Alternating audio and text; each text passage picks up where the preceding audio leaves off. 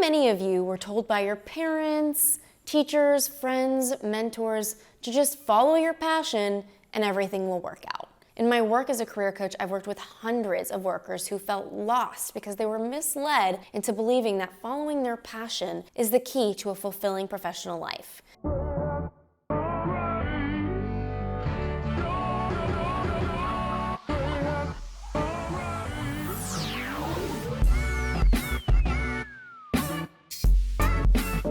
Hello friends, I'm AshleyStahl, career and self-discovery expert, host of the U-Turn podcast, and author of the best-selling book, also named U-Turn. Get unstuck, discover your direction, design your dream career. It's one of the most common phrases that we hear growing up in the workforce, especially if we're Generation Y, or most commonly called millennials. And the research doesn't lie. According to a study by the strategy firm Department 26, 44% of millennials believe that being in a role you're passionate about is the most important aspect when it comes to getting a job. In a world that's often dominated by money, the millennial generation tends to prioritize meaning over money. And then there's Gen Z, who tends to prioritize innovation over money. But the core message of my work and my book is don't do what you love. Instead, do what you are. There's a big difference between having an interest in something and having the skills to actually back it. For example, I love film, fashion, and massages, but I'm not supposed to take that love and passion that I have for those things and turn them into my career path. If I'm being brutally honest here, I'd be an awful film director, fashion designer, and masseuse. The fact is I love consuming these things. It doesn't mean I'm meant to be producing these things. In fact, I started my career as a defense contractor working in national security. Literally, I studied government, I was good at learning foreign languages, and I gave all of myself to this career path. Political science classes became my thing in college. I became fluent in French and started learning Arabic. I landed competitive internships. I traveled to new and foreign places. I had to convince myself that I was taking all the right steps for both my career and my life. I'm taking charge of my career, I thought. And after graduating from grad school with a master's degree and working briefly as an assistant at an ad agency, I hightailed it over to Washington, D.C. and managed to network my way into the Pentagon.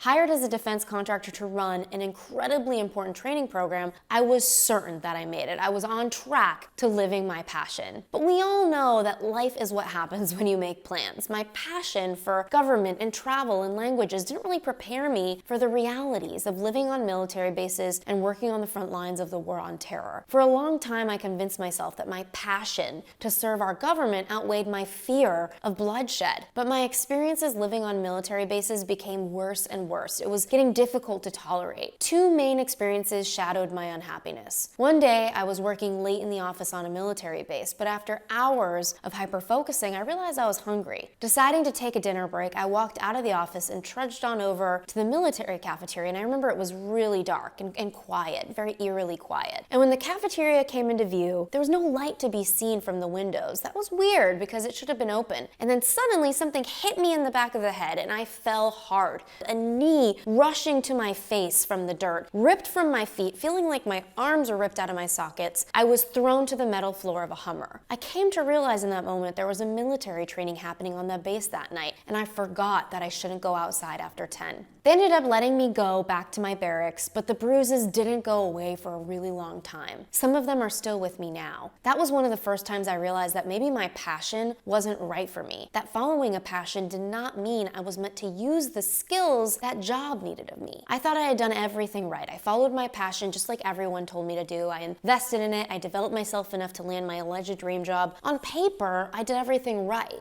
But when it came down to it, in my heart, it just felt wrong. That day, I put in my 2 weeks notice and I learned one huge lesson. Passion doesn't always guarantee a career success, or happiness for that matter. So what happened here? Unfortunately, I was so blinded by my passion for the government and never took the time to ask myself if this job was aligned with my strengths and who I actually am. Because your career isn't just about what you like, it's about who you are, what skills you have. If your passion and identity align, that's amazing, but your intrinsic gifts should be the primary guide for your career. That's what my book U-Turn is all about. So ask yourself, number one, what am I good at?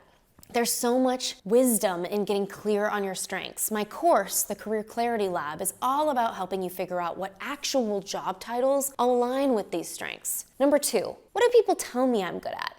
There's also so much wisdom in getting feedback from everyone around you. Sometimes it's hard to notice where we're gifted. And number 3, what's holding me back? Sometimes your deepest work isn't about getting clear on what you want, it's about releasing what's holding you back. Usually that is a mindset challenge to overcome. After quitting my job, I did a lot of soul searching and ultimately came to the conclusion that I was born to be a career coach. I was in the business of lies, and I became excellent at helping other people find where they're lying to themselves. So what's my point? Be honest with yourself. Don't just follow your passion. Find yourself. Explore exactly who you are and where you're gifted naturally. Because when you're clear on that, that's when you find your dream career. And that's when you become unstoppable. As Stanford researchers said after studying this, urging people to find their passion may lead them to put all their eggs in one basket, but then to drop that basket when it becomes difficult to carry. So go out and find yourself, my friend. Whew.